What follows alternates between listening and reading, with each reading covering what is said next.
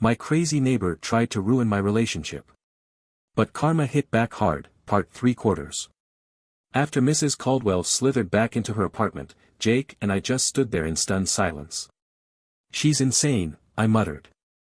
Jake exhaled, rubbing his temples. "Yeah, but this wasn't just some weird old lady jealousy thing. She planned this. And that's what scared me the most. This wasn't just a nosy neighbor making passive-aggressive comments, this woman had gone out of her way to create fake evidence to break us up. The messages, the dating profile, how long had she been working on this? We needed a plan. The next morning, we got to work. Jake took the fake screenshots to his tech-savvy coworker, who confirmed what we already knew, they'd been digitally altered. Meanwhile, I started paying closer attention to our surroundings. And that's when I noticed something disturbing.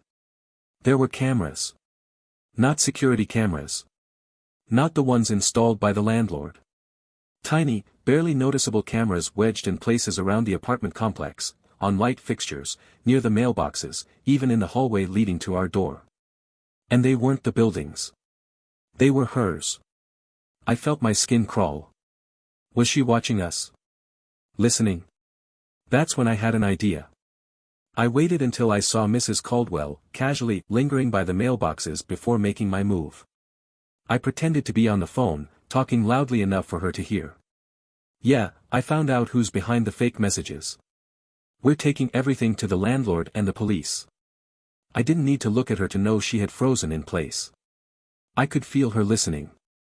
I hung up and went inside. Now, we waited. It didn't take long. That night, around 2 a.m., we heard it, our front doorknob jiggling. Jake and I shot up from bed.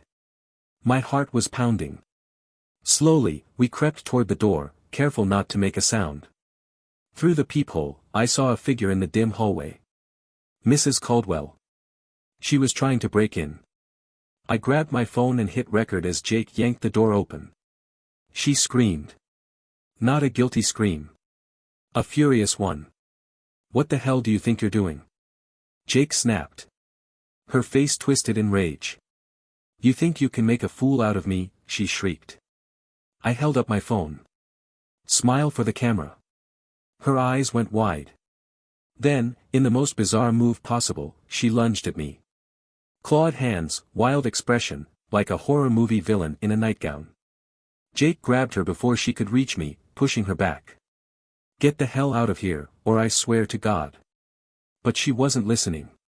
She was laughing. "You don't get it, do you?" she hissed. "I was trying to save you, Jake. You don't belong with her." And then, before we could stop her, she ran. Down the hallway. Out of the building. Disappearing into the night. And we were left standing there, shaken, wondering what the hell we had just witnessed. But this wasn't over. Because karma was about to hit her hard.